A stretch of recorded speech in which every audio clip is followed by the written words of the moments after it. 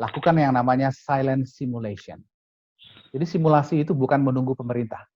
Anda setiap minggu, sekali 2 minggu, maraton secara pribadi secara mandiri menuju tsunami safe zone. Pastikan Anda mampu menempuh angka di bawah 17 sampai 23 menit. Itu bisa kita lakukan. Tapi apakah di masyarakat sudah memahami hal itu? Nah, itu yang perlu dibuktikan lebih lanjut. Kemudian kita dan bencana. Bicara potensi bencana harusnya dalam perspektif hulu, bukan hilir. Saat bencana datang kita baru tahu, ini tak ada, itu tak punya. Bahkan miris juga ketika alat APD bagi nakes pada masa COVID itu kurang di mana-mana, lalu ada anak-anak yang menyumbangkan tabungannya untuk membeli APD bagi nakes kita. Kita ketika datang bencana baru tahu, ini tak ada, itu tak punya. Pada saat seminar kita semangat bicara bencana, tapi setelah itu kita lupa. Dan banyak di antara kita yang belum begitu memiliki kewaspadaan terhadap potensi bencana. Bapak dan Ibu yang saya hormati, saya ingin memberikan berbagi informasi ini dari Forbes, dari web Forbes saya coba baca bahwa yang pertama, ternyata COVID-19 ini, kekuatan militer dan kekayaan, kesejahteraan itu tidak bisa menghentikan the destructive global spread of COVID-19. Artinya apa? Sebagai pandemi dia bisa melibas siapa saja, negara di mana saja. Apakah dia negara kuat ataupun negara terkaya sekalipun. Yang perlu kita jadi perhatikan sebagai orang geografi, human history and natural history can be longer to be separate. Human health and the health of the planet go together. Apa yang terjadi dalam sejarah kehidupan manusia itu tidak bisa dilepaskan dari sejarah alam. Berikutnya adalah kita harus banyak merujuk informasi-informasi dari saintis di bidang tertentu. Kalau bicara penyakit, rujukan kita tentu para dokter, ahli penyakit. Tapi kita belum semuanya bisa seperti itu. Kita mudah termakan oleh informasi-informasi yang disampaikan oleh bukan ahli di bidangnya. Kemudian adalah pandemi sekarang ini itu adalah pengingat bagi kita semua bahwa kalau kita mengabaikan apa yang disampaikan oleh saintis, maka kita akan mengeluarkan begitu banyak modal. Seperti sekarang, kita bisa lihat betapa besarnya biaya yang harus kita bayar untuk bertahan dalam COVID-19. Bapak dan Ibu yang saya hormati, serta peserta dimanapun berada.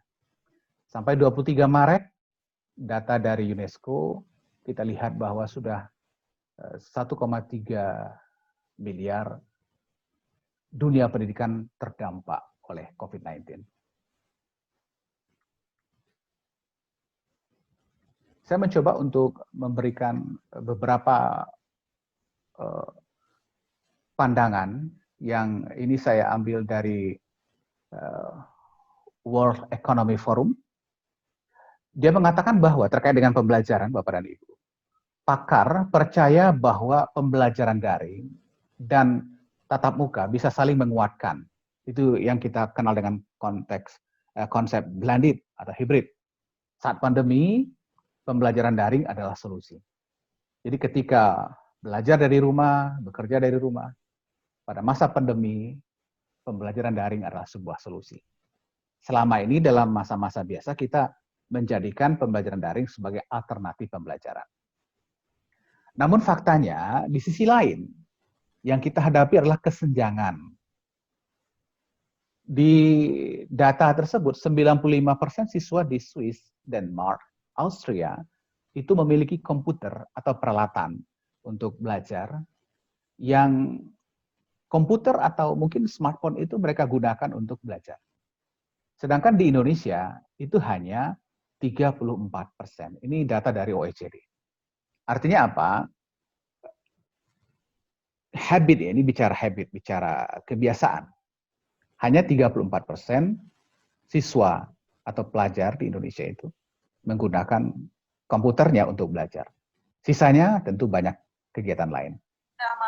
Sepengguna smartphone di Indonesia adalah 133%. Ini dari kata data. Artinya apa? Smartphone lebih banyak dari orang. Dan 56% aktif di media sosial. Ini nanti data-data ini ada kaitannya dengan strategi pembelajaran geografi pada bagian berikutnya. Kemudian di World Forum ini, World Economic Forum juga dinyatakan bahwa siswa mempertahankan 25 sampai 60% lebih banyak materi ketika belajar online dibandingkan dengan hanya 8 sampai 10% di ruang kelas. Nah, ini faktornya di negara-negara maju, mereka belajar online. Kenapa bisa begitu? Karena mereka dengan belajar online, mereka bisa mengatur sendiri ritme dari pembelajaran sesuai dengan kapasitas masing-masing. Kemudian, sekarang kita mulai masuk ke konsep atau uraian utama dari materi yang ingin saya sampaikan. Ketika pandemi terjadi, seperti sekarang, kita tidak bisa bekerja, kelas tidak bisa jalan, maka dituntut 3 hal penting yang harus menjadi perhatian kita. Yang pertama adalah agility, yang kedua adalah innovation, dan yang ketiga ICT. Kita sebagai pendidik, ketika terjadi pandemi, saat kita tidak bisa mengajar konvensional, kita harus memiliki agility, kemampuan merubah arah tanpa kehilangan fokus dan keseimbangan. Jadi tujuan pembelajaran geografi tadi yang sudah ditetapkan dan selama ini kita capai itu dengan pembelajaran konvensional. Sekarang pembelajaran kelas tidak bisa, lalu kita harus melaksanakan pembelajaran daring, maka tidak boleh kita sebagai pendidik mengatakan saya tidak siap, saya tidak mampu. Kenapa? Karena dalam masa pandemik, satu kompetensi yang harus kita miliki adalah agility. Kemampuan merubah arah tanpa kehilangan fokus dan keseimbangan. Jadi mau pembelajaran konvensional, mau pembelajaran daring, tujuan tetap menjadi fokus kita. Berikutnya adalah innovation. Sebagai pendidik, kita mampu memanfaatkan pengetahuan, mampu memanfaatkan keterampilan dan pengalaman, mampu memanfaatkan semua sumber daya untuk menciptakan atau memperbaiki produk atau proses dan atau sistem yang baru dan memberikan nilai berarti secara signifikan. Selama ini kita guru atau pendidik dosen punya smartphone. Begitu banyak aplikasi yang bisa kita gunakan untuk memproduksi konten pembelajaran. Contoh yang paling sederhana adalah KineMaster. Kalau selama ini memang akrab bagi anak-anak muda, tapi kita jarang menggunakan. Kenapa? Karena menurut kita itu belum ada gunanya untuk bikin video-video pendek. Tapi ternyata KineMaster itu bisa kita optimalkan pemanfaatan untuk membuat konten pembelajaran. Itu innovation, memanfaatkan fasilitas, pengetahuan, keterampilan untuk menciptakan sesuatu yang bernilai dalam pembelajaran. Dan yang ketiga adalah ICT. Jadi teknologi komunikasi, teknologi informasi yang ada, semuanya kita manfaatkan untuk menjadi solusi di masa pandemi. Jadi Bapak dan Ibu para peserta seminar yang saya hormati, ketiga aspek ini penting, agility, innovation, dan ICT. Terkait dengan strategi pembelajaran, mungkin dalam konteks buku-buku pembelajaran, selama ini strategi itu bisa inquiry, bisa expository. Tapi yang terpenting sekarang adalah guru atau pendidik itu yang mengajarkan strategi belajar, sebenarnya dia mengajarkan siswa bagaimana belajar. Jadi apa strategi yang bisa kita gunakan ketika kita menghadapi masa pandemi? Silahkan sesuaikan dengan karakteristik peserta didik kita. Tentunya kalau expository masih bisa dengan perantaraan teknologi, ya why not? Kemudian kita lihat, ini saya juga ambil dari World Economic Forum 2020 dan sebuah artikel di The Jakarta Post yang mengatakan bahwa pembelajaran daring dilaksanakan dengan pemberian dan pelaporan tugas. Ini prakteknya. Ini tentu berbeda dengan pembelajaran daring di beberapa negara. Jadi kalau saya lihat juga anak-anak saya belajar, jadi guru memberikan tugas di WA, lalu suruh kerjakan, lalu nanti dikirim lagi. Pembelajaran daring kan bukan seperti itu. Kemudian, beban tugas pembelajaran daring lebih berat, sehingga berpotensi membuat siswa menjadi stres. Ini fakta-fakta kita. Kelas konvensional memang sulit, namun siswa memiliki teman sehingga stresnya berkurang. Sedangkan pembelajaran daring nyaris identik dengan tugas dan tugas. Kemudian data OECD, hanya 34% siswa yang terbiasa menggunakan komputer untuk belajar. Ini perlu kita pahami untuk mengubah habit siswa.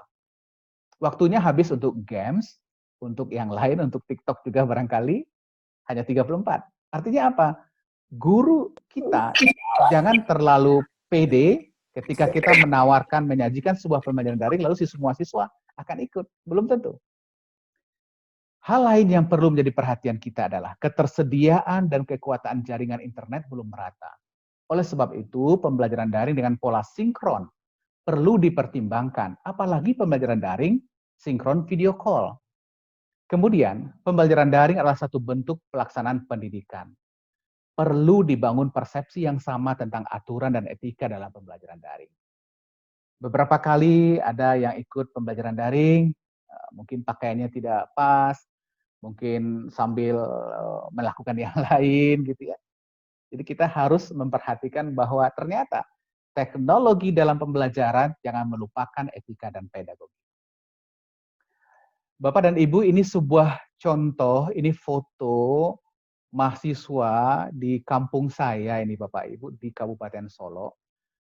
Mereka untuk mendapatkan sinyal itu harus pergi hampir ke puncak bukit. Berkumpul di satu spot, dan memang hanya di situ ada jaringan. Mari kita lihat, bagaimana kita akan melaksanakan pembelajaran daring real dengan kondisi mahasiswa kita seperti ini. Jadi perlu strategi dari seorang dosen untuk menghadirkan sebuah pembelajaran berdasarkan konteks kita Indonesia. Bapak dan Ibu yang saya hormati, lalu apa yang harus kita lakukan? Nah, ini berdasarkan apa yang saya kerjakan selama ini ketika masa daring. Jadi pembelajaran daring terbagi dua, ada pembelajaran daring sinkron atau PDS, kemudian ada pembelajaran daring asinkron PDA. Pembelajaran daring sinkron itu bisa yang video call, ada yang voice call, dan kita bisa menggunakan berbagai macam platform pembelajaran daring seperti Zoom, seperti kita sekarang.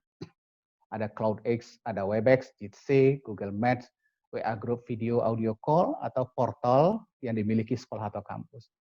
Tantangannya adalah ketersediaan jaringan, kepemilikan smartphone dan laptop, habit, dan disiplin. Tantangannya begitu. Jadi saya coba survei ke mahasiswa.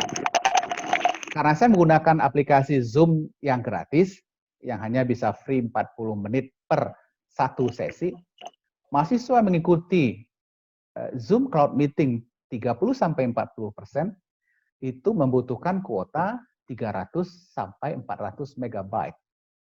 Coba bayangkan, kalau mereka kuliah dengan kita 2 SKS, berapa kuota yang harus mereka bayar?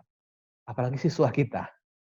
Jadi ternyata pembelajaran daring sinkron, audio maupun video call, itu tantangannya adalah fasilitas dan ketersediaan kuota, juga kualitas smartphone dan laptop. Tidak semua laptop, tidak semua smartphone yang familiar, yang bisa mendukung menjalankan aplikasi Zoom. Lalu solusinya apa? Kita bisa memilihnya dengan pembelajaran daring asinkron. Nah, bagaimana kita menghadirkan konten pembelajaran? Kita bikin sendiri, lalu kita bisa kirim, nanti siswa bisa memanfaatkan konten itu sesuai dengan kondisinya. Mungkin ketika dia berada di tempat yang ada fasilitas Wi-Fi, ada fasilitas internet yang bagus. Nah, berbicara tentang konten seperti ini, menurut Wang, Chen, and Wu, ada 3 tipe video pembelajaran yang bisa kita buat. Yang pertama adalah lecture capture. Yang kedua, voice over presentation. Yang ketiga adalah picture in picture. Lecture capture artinya itu video yang kita rekam di mana guru benar-benar mengajar di depan kelas lalu direkam. Mengajarnya mungkin di rumah saja tapi direkam. Bagaimana memulai pembelajaran, menyampaikan materi, direkam semua. Lecture capture. Lalu voice over presentation, guru hanya merekam suaranya. Dan ada picture in picture. Ada video, ada gambar, kombinasi. Menurut penelitian Wang, Chen, and Wu, dari 3 video ini, video pembelajaran ini sebagai konten pembelajaran yang asinkron, Itu poin 1 dan 3 lebih unggul dibandingkan dengan yang lain. Jadi kalau kita ingin membuat sebuah konten pembelajaran daring yang asinkron berupa video, maka pilihlah yang poin A, poin 1, lecture, capture, atau picture in picture. Kelebihannya apa? Memberi ruang kepada siswa untuk belajar sesuai dengan karakteristik masing-masing. Lalu kontrol ada pada siswa. Tantangannya adalah membutuhkan kemampuan pendidik dalam hal agility, innovation, dan ICT. Kemudian, nah ini barangkali tampilan saya yang utama juga, yang perlu menjadi perhatian dan mungkin bisa menjadi bahan diskusi kita. Bahwa kualitas pembelajaran yang bisa kita harapkan pada saat pandemi ini, itu dipengaruhi oleh 3M, milieu, methods, and material. Bicara milieu, itu bicara lingkungan dan tata hubungan di dalam kelas. Jadi kalau selama ini konvensional, maka sekarang kita pindahkan jadi pembelajaran daring. Dan pembelajaran daring yang memungkinkan untuk konteks Indonesia adalah pembelajaran daring asinkron.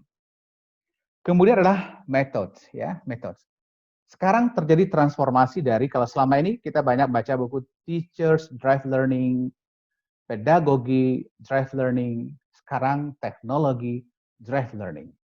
Namun yang perlu kita ingat adalah technology help teacher to deliver, but pedagogy help student to be wise.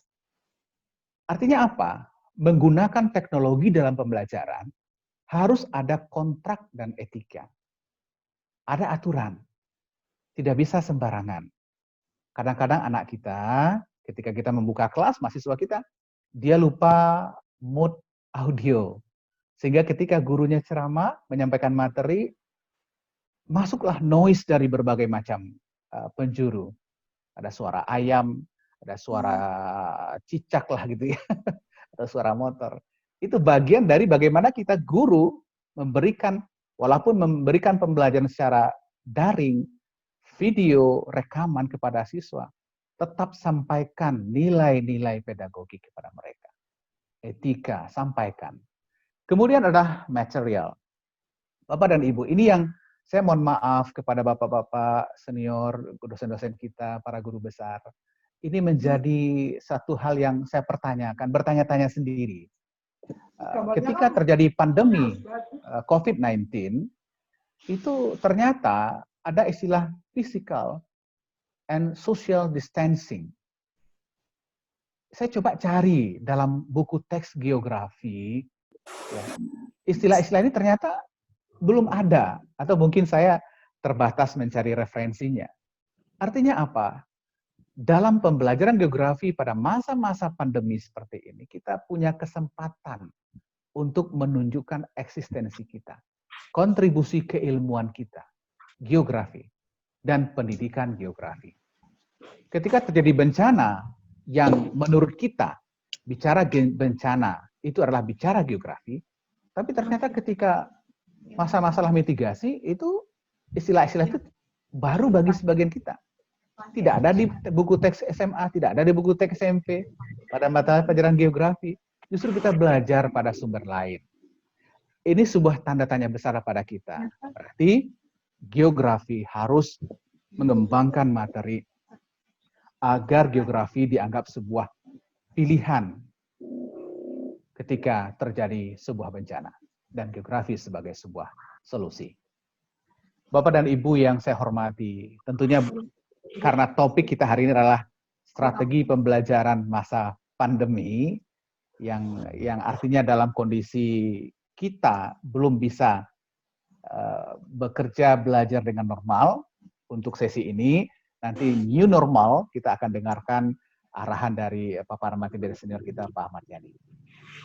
Bapak dan Ibu yang saya hormati, saya ingin kita semua bersama-sama menyepakati bahwa dalam kondisi apapun juga, pembelajaran kita laksanakan dengan kondisi-kondisi yang kontekstual. Kita tidak bisa memaksakan harus begini, harus begitu, harus Zoom terus, harus pembelajaran daring sinkron terus, padahal kondisi mahasiswa dan siswa kita tidak mendukung untuk itu. Mudah-mudahan konsep pembelajaran daring yang saya sampaikan tadi adalah pembelajaran daring asinkron dengan memproduksi konten pembelajaran sendiri, memanfaatkan fasilitas yang ada, itu bisa membantu siswa kita atau mahasiswa kita. Dan pembelajaran daring sinkron itu kita pertimbangkan untuk melaksanakannya kepada mahasiswa kita ketika kondisi mereka belum siap. Mungkin bisa di awal perkuliahan, satu kali pertemuan, ketika perlu kita melihat, perlu kita menjelaskan konsep-konsep mendasar, kita pakai PDS. Tapi untuk materi selanjutnya kita pakai pendekatannya, strateginya PDS. Bapak dan Ibu yang saya hormati, barangkali itu materi sederhana yang bisa saya sampaikan dari saya, Nofrion, dosen jurusan Geografi Fakultas Ilmu Sosial, Universitas Negeri Padang. Saya mohon maaf jika ada hal yang kurang pas, kurang tepat, dan kepada Bapak Ibu senior, para guru besar, mohon saran dan masukannya. Saya kembalikan ke moderator. Baik, terima kasih banyak Bapak Dr. Nofrion ya sudah menyampaikan materi untuk kita ini ya secara lengkap ini Pak ya. Di masa pandemi ini mungkin termasuk setelah ini new normal ini mungkin masih kita akan terus menggunakan dengan pembelajaran online ini. Jadi terima kasih banyak saya ucapkan kepada Pak Nofrion. Ini cukup lengkap, jadi sudah menyampaikan tentang strategi apa yang harus kita gunakan, tantangannya seperti apa, dan termasuk solusinya apa yang harus kita lakukan. Baik, terima kasih banyak sekali lagi Pak Nofrion. Sama-sama. Nanti setelah ini kita ada diskusi lagi dengan Pak Dr. Nofrion. Jadi kesempatan selanjutnya saya persilakan kembali kepada Bapak. Jadi kayak mana ini ya? Dr. Kalau Ahmad. pas uang masuk nampak? Maksudnya Pak Ahmad Yani. mana ada? Mana ada? Mana ada? Kita ini di tongok nih di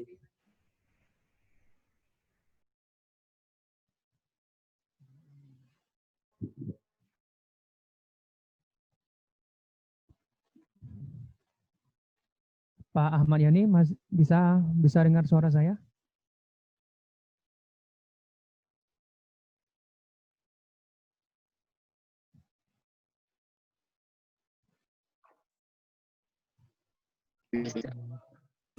Ya, halo. Ya, Pak Ahmad Yani. Ya, kedengaran suara saya? Ya, udah dengar Pak. Aduh, saya mohon maaf kan ini saya cari sinyal ternyata di kota juga susah nih. Padahal di kota Bandung lagi ya Pak ya? Iya, di kota Bandung lagi Cimahi saya. Di kota besar ini. Lagi ini kelihatannya blank di kamar. Saya di tengah rumah, tapi dapat sinyal kalau terbuka dengan anak-anak jadi agak ribut. Mohon maaf nanti kalau ada seperti itu. Iya, nggak apa-apa Pak. Jadi baik, saya persilakan mungkin Pak Dr. Ahmad Yani. Jadi saya share dulu ya ini ya Pak.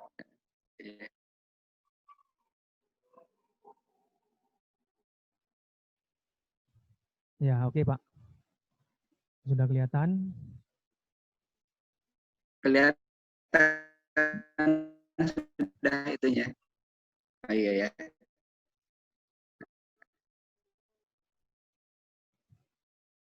Silakan Pak Ahmad Yani, bisa dengar suara saya? Saya Pak cek Yani. dulu. Ya, saya ulangi lagi aja. Bismillahirrahmanirrahim. Assalamualaikum warahmatullahi wabarakatuh. Menjawab ya. Iya, putus gitu ya ini. Terima kasih ini ada kesempatannya. Saya pikir ada hikmahnya juga tadi Bapak Ibu guru besar dan peserta sekalian. Saya ingin menyampaikan materi. Sejarah belum? Oh, tapi halus ya, kalau ini ya. Halo. Ya. Udah, silakan Pak Yani. Baik. Nah, saya memulainya dari tadi kalau Pak Nopian kan mulai dari bencana. Kalau saya dari tantangan industri 4.0. Iya, ya, silakan. Kalau kita Pak tahu Bambang. bahwa revolusi industri itu akan melahirkan disrupsi. Banyak sekali pekerjaan yang pekerjaan atau pengangguran bertambah begitu ya. Ditambah lagi dengan COVID-19, ada istilah kalau di kami ada kebiasaan baru. Kalau secara nasional sebut dengan new normal. Nah, disrupsi tentu akan bertambah. Ini saya tidak akan menjelaskan karena akan fokus ke arah pembelajaran. Tapi ini harus dipahami karena ada beberapa konsekuensi dari disrupsi. Analisis situasi normal, bukan new normal, tapi analisis normal sesuai roadmap industri 4.0. Kita tahu bahwa untuk revolusi industri 4.0 itu ada beberapa perangkat yang sudah bisa dilahirkan. Ada Internet of Things, kemudian artificial, ada new material, ada big data, robotik, dan seterusnya. Ini adalah perangkat-perangkat yang menyertai dengan revolusi industri. Di dalam 12 ini ada deep learning dan machine learning. Mungkin juga bisa dijadikan sebagai peluang untuk pembelajaran di revolusi industri ini. Kemudian disinyalir untuk disrupsi yang paling pertama akan hilang itu adalah customer service, kemudian teller di bank. Ini yang di bank ya. Analisis kredit karena mungkin sudah menggunakan teknologi, dan telemarketing ya juga sudah hilang. Tapi ada yang saya sebentar. Benarkah guru tidak lagi dibutuhkan ini? Saya juga mendapatkan slide ini dari Google ini. Kalau pengantar pos saya masih logis lah ya. Pegawai pasbuk juga mungkin ya, telemarketing ya, produser film mungkin ada sebagian yang bisa ya karena memang sudah dirancang oleh animasi. Kemudian agen travel juga sudah hilang dengan adanya banyak Traveloka dan lain-lain. Teller bank juga sudah mulai nyusut, sama dengan kasir itu. Pustakawan juga sudah mulai berkurang. Nah, untuk guru, dosen, dan profesor, saya masih juga mempertanyakan ini dari mana sumbernya sehingga guru, dosen, dan profesor jadi sudah dianggap hilang begitu. Ini sangat menyakitkan kalau guru sampai ditendang oleh robot begitu ya. Seperti ini. Nah, padahal ada 10 keterampilan yang orang mencoba mereview gini ya. Tahun 2015 itu critical thinking dan creativity mungkin ada di bawah, ada nomor 4 dan nomor 10. Tetapi tahun 2020 ternyata sudah naik peringkat menjadi peringkat 2 dan 3.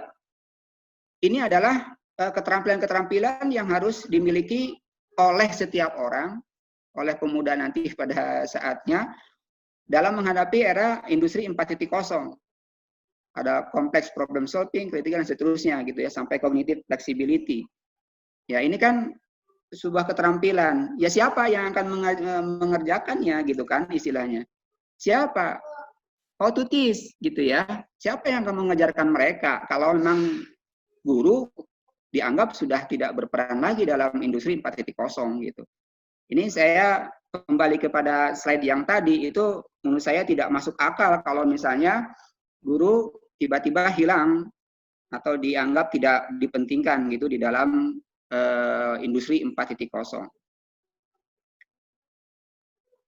Saya terus belajar mencari-cari referensi, kira-kira mungkin tidak guru tersisihkan oleh mesin. Tapi sampai saat ini saya masih ragu, nggak mungkin lah untuk bisa tergantikan oleh mesin.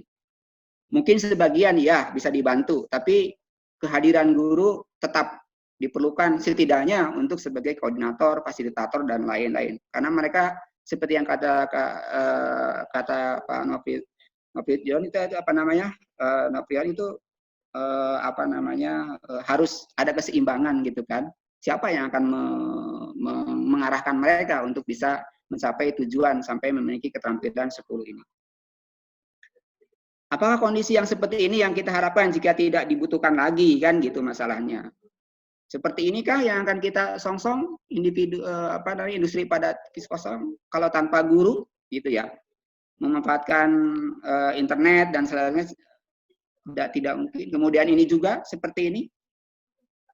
Atau seperti ini gitu sampai teler begitu gitu. Kan ini adalah ekses dari industri 4.0 gitu ya.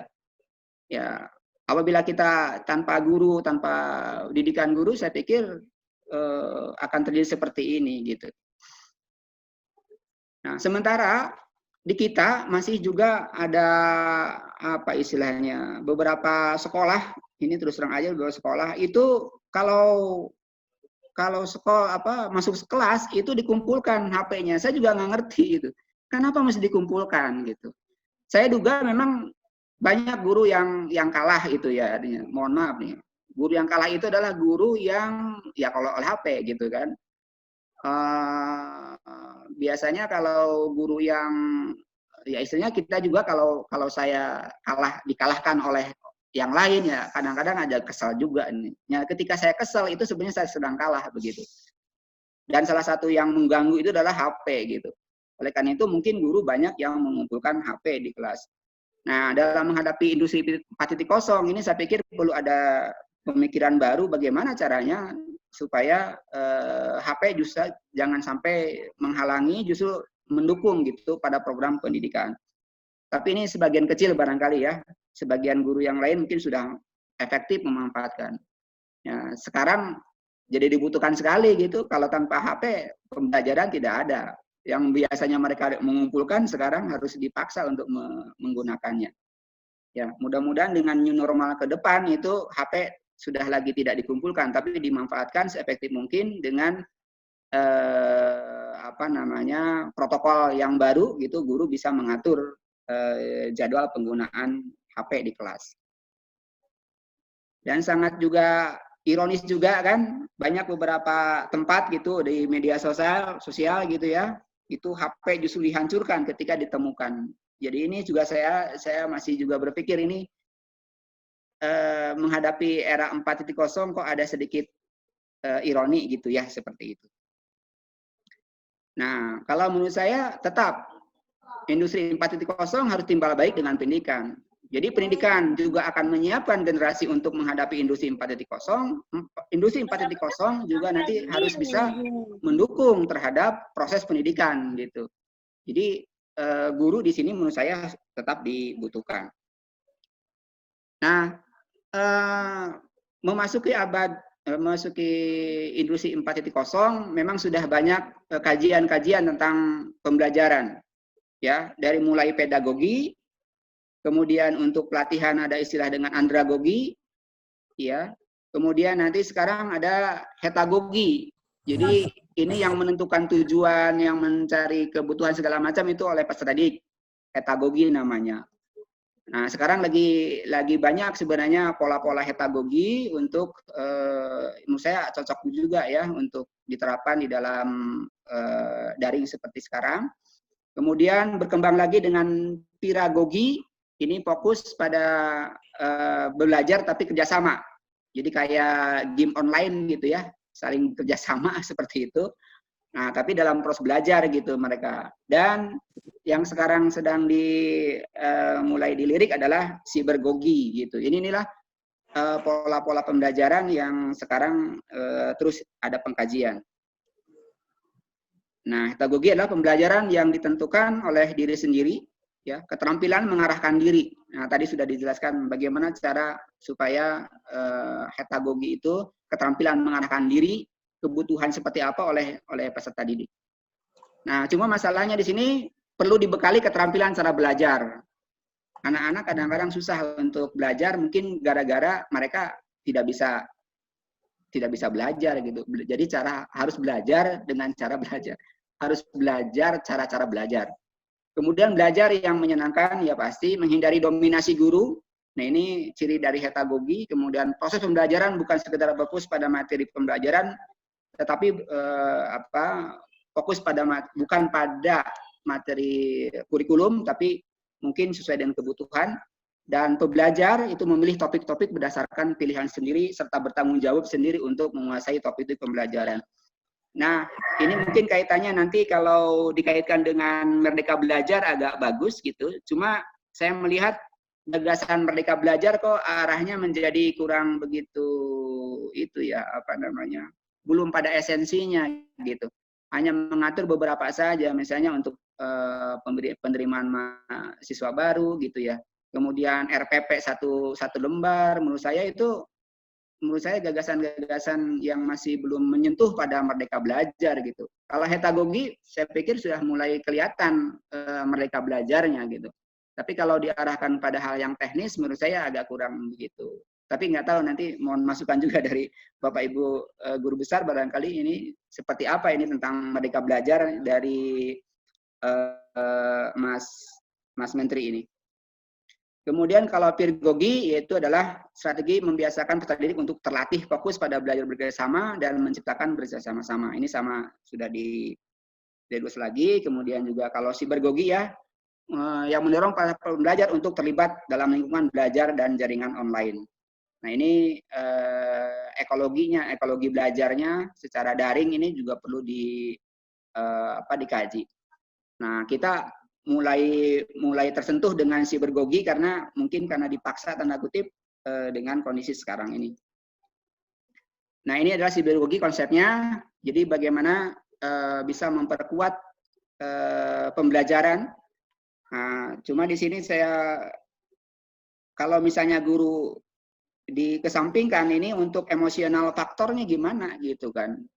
Nah, ini emosional faktor itu kan harus dilatih atau bukan dilatih, artinya bagaimana cara pendidikannya gitu kan. Kalau kognitif saya yakin bisa lah, kognitif faktor bisa, kalau sosial juga mungkin bisa kita komunikasikan. Tapi untuk yang emosional faktor agak susah diganti dengan mesin, khusus untuk kondisi di kita ya. Nah, tadi sudah disampaikan bahwa kemungkinan kalau classroom kita sudah mulai bergeser ke blended, oke, saya sepakat. Tapi kalau misalnya kita masih COVID, ini masih harus online ya. Karena untuk sekedar blended juga agak susah ya. Itu udah campuran seperti ini. Ya, ini proporsinya ya. Nanti kalau misalnya kita menentukan apakah kalau yang tradisional itu 0% untuk online, kalau web hanya sebagai fasilitas itu 1-29%. Kalau sudah menggunakan 30-79%, itu bisa dikatakan hybrid. Tapi kalau lebih dari 80% kita online, itu sudah dikatakan online. Ya 20%-nya mungkin bisa berjumpa juga gitu ya, untuk luring ya. Nah, ini adalah yang ingin saya sampaikan di sini adalah, kalau untuk strategi interaksi komunikasi kan masih juga harus peran guru ada. Kalau infrastruktur jaringan kita sudah siap belum nih? Siapa yang menyediakan? Tentu guru kita ini kan susah untuk menyediakan. Kemudian software sudah ada tersedia gitu kan, tapi nggak mungkin kita kita bikin ya. Ini mohon maaf, ini ada. Terus yang laptop dan lain-lain ini juga tadi sudah dijelaskan, kepemilikan kita hanya berapa ya? Tidak semua yang siswa memiliki laptop atau komputer atau netbook ya, tablet juga belum sampai 50% ya tadi disampaikan ya. Nah, ini juga masalah kalau misalnya kita menggunakan sampai pada industri 4.0.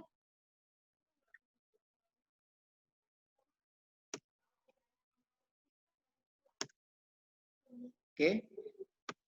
Sebentar. Nah, ini siapa yang menyiapkan? Saya katakan siapa yang menyiapkan. Kalau untuk activity dan evaluasi, guru lah. Pada dasarnya guru sudah siap sedia untuk bisa. Dengan kondisi sekarang ini banyak. Sekarang kita sudah mulai terlatih guru-guru ini. Ya, menurut saya itu sudah bekal ya. bekal bagus untuk menyiapkan. Tapi untuk resources dan support, nah siapa yang menyediakan? Nah, jadi artinya mesin boleh hadir gitu, tapi isi mesin oleh siapa? Isi mesinnya oleh siapa? Nah, ini juga artikel, ada slide, ada misalnya multimedia, ada bahan ajar dan lain-lainnya, kan itu juga lingkup pendidikan gitu kan. Jadi oleh karena itu guru dalam hal ini juga masih dibutuhkan gitu. Pembelajaran yang bisa dilakukan pada era new. Nah, ini adalah foto-foto kita ya, sudah mulai berjauhan. Untuk diskusi dekat-dekatan juga sudah nggak bisa berarti kan. Nah, itu harus bagaimana, ya kan? Nah, ini adalah strategi interaksinya. Learning kalau misalnya online, saya pikir udah bisa, video udah bisa, blog udah bisa, e-learning bisa. Tapi kan untuk yang face to face, nah ini masih belum bisa gitu kan. Oleh karena itu kan perlu ada pemikiran bagaimana caranya supaya walaupun tidak ada face to face, tapi beberapa pembelajaran yang terkait dengan afektif dan keterampilan bisa kita lakukan. Nah, tugas guru yang keseharian ini perlu kita pikirkan di sini. Kalau KDRPP saya pikir sudah biasa kita bikin. Bahan ajar untuk sementara ini karena mendadak gitu ya, kita hanya bisa memilih dan memilah apa yang ada di internet.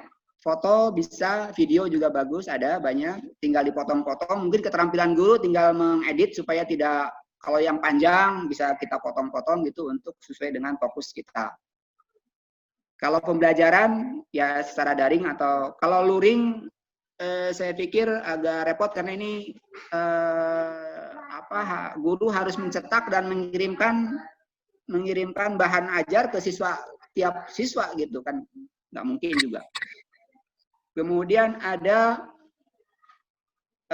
praktik ya secara saintifik ini lab olahraga observasi ya ini juga belum bisa dilakukan ini ya. Kemudian kalau tulis dan evaluasi bisa ya, masih bisa.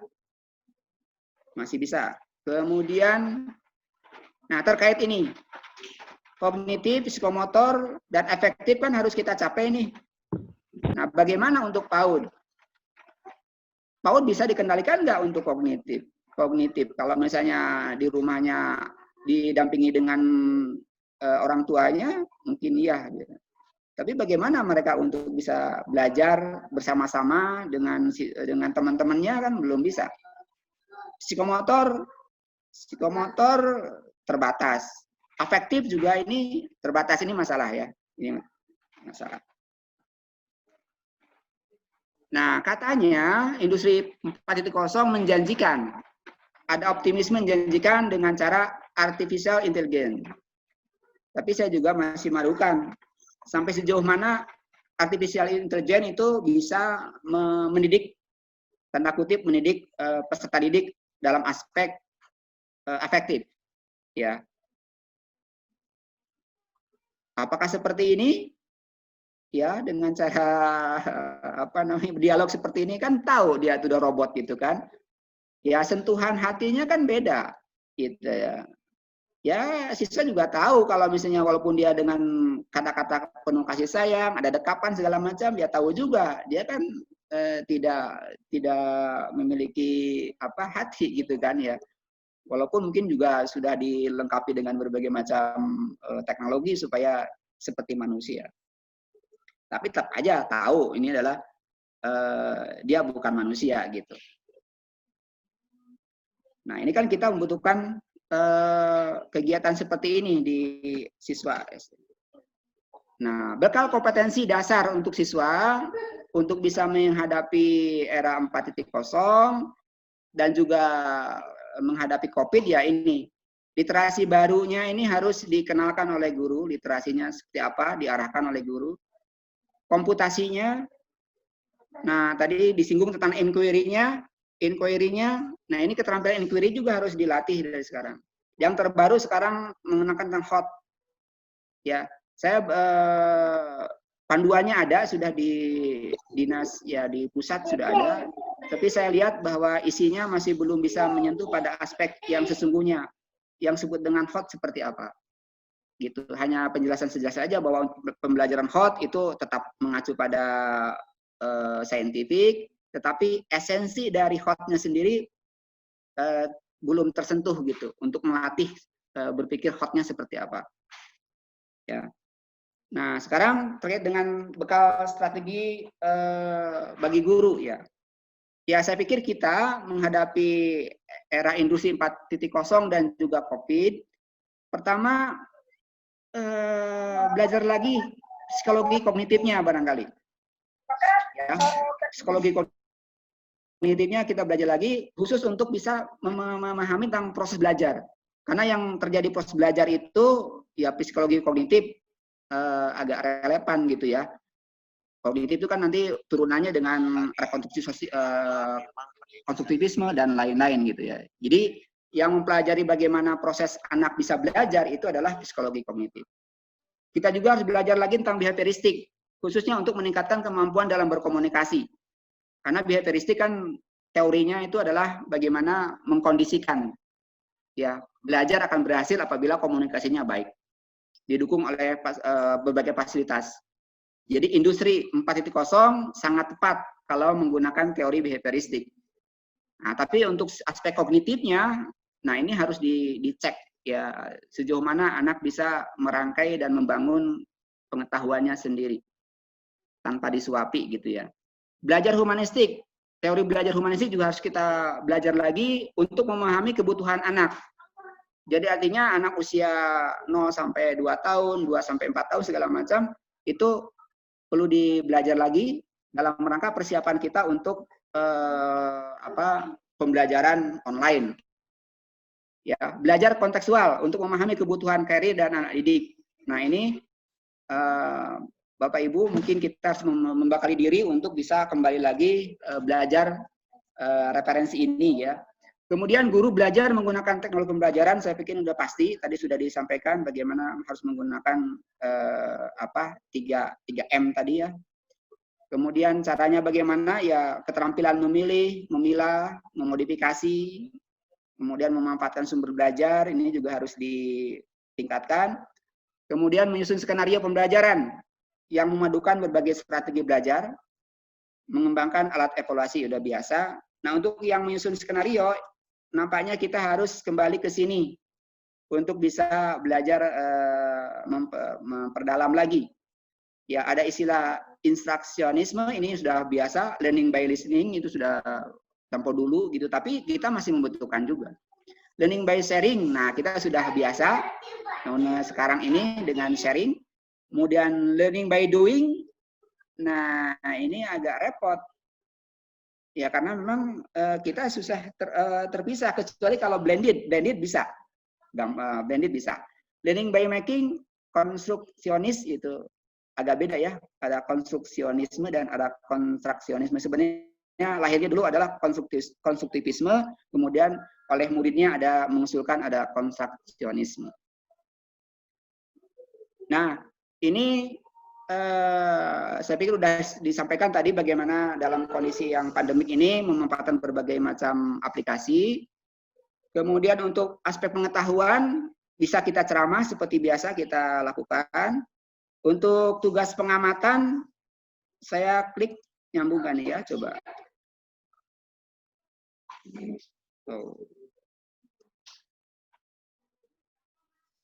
Ya, nanti share ya. Ada problem solving, ada latihan. Untuk aspek afektif, nah tadi sudah ada menyapa dan etika daring. Nah itu juga perlu disampaikan sejak awal kepada siswanya. Kemudian bagaimana untuk aspek afektif, sementara ini kita baru mampu untuk menunjukkan video karakter, video tentang pendidikan karakter, kemudian guru menguatkannya. Saya ingin nanti tunjukkan setelah tampilan ini. Kemudian untuk aspek keterampilannya, mungkin kita bisa, untuk geografi saya pikir beberapa hal bisa ya, untuk misalnya praktek tekstur tanah, kemudian untuk menentukan pH tanah dan lain-lain, kemudian siswa untuk bisa, atau mahasiswa bisa mempraktekkan di rumah, kemudian direkam, kemudian dilaporkan. Seperti itu bisa. Nanti saya tunjukkan beberapa videonya. Nah, ini dalam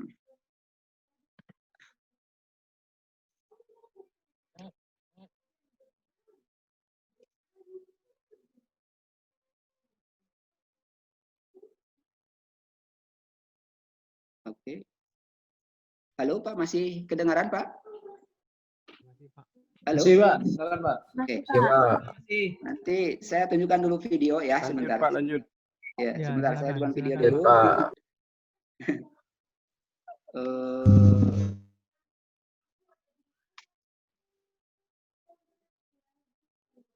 Untuk praktek misalnya praktek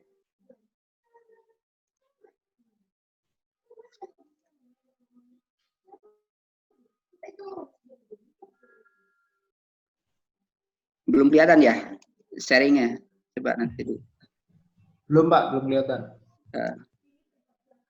Videonya ngambil dari share-nya, diganti share-nya ke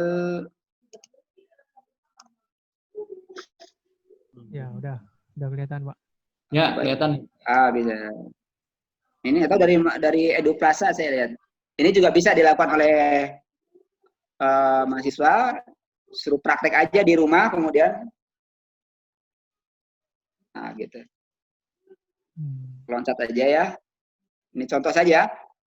Nah, siswa yang merekam kemudian tunjukkan kepada gurunya. Atau yang ini, saya pikir ini yang sederhana lagi. Klik lagi yang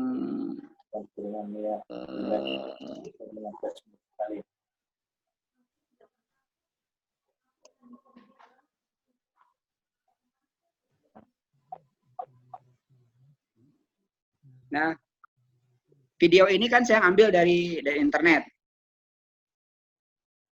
Nah, setelah menunjukkan video ini kan kita bisa nanya, misalnya, kenapa puluhan ton ikan mati mendadak di apa? Jadi studi kasus, kemudian disitulah anak bisa menganalisis dan seterusnya gitu. Jadi dengan video ini dengan daring mungkin lebih mudah gitu ya, tunjukkan banyak kasus, ada kebakaran hutan, ada kematian ikan atau lain-lain, kemudian studi kasus gitu ya.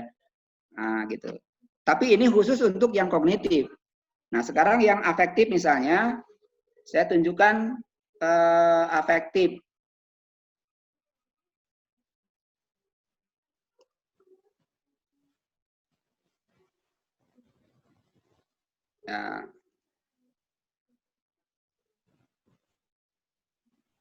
Nah, gitu.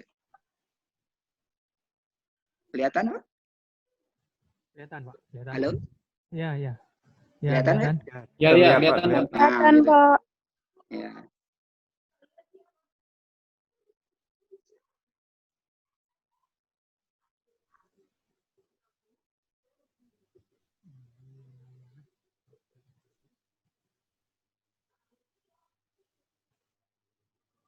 Oke. Setelah video ini selesai, kita tinggal minta tanggapan dari siswa. Saya pikir juga menyentuh, ya sudah. Intinya menyampaikan video tentang karakter, bukan video yang menerangkan apa itu karakter, apa itu kesopanan santun, apa itu tanggung jawab, bukan. Tetapi video yang oleh guru dipilih mana-mana yang kira-kira kehidupan nyata itu diangkat gitu, kemudian anak sendiri menentukan video ini masuk pada karakter apa anak-anak. Ya, kira-kira apa ini? Kasih sayang masuk, anak-anak bilang. Mungkin juga tanggung jawab bisa masuk dan seterusnya. Nah, jadi silakan berkomentar. Tapi intinya diharapkan siswa tersentuh. Oh, begitulah perilaku bersaudara dalam saling membantu misalnya.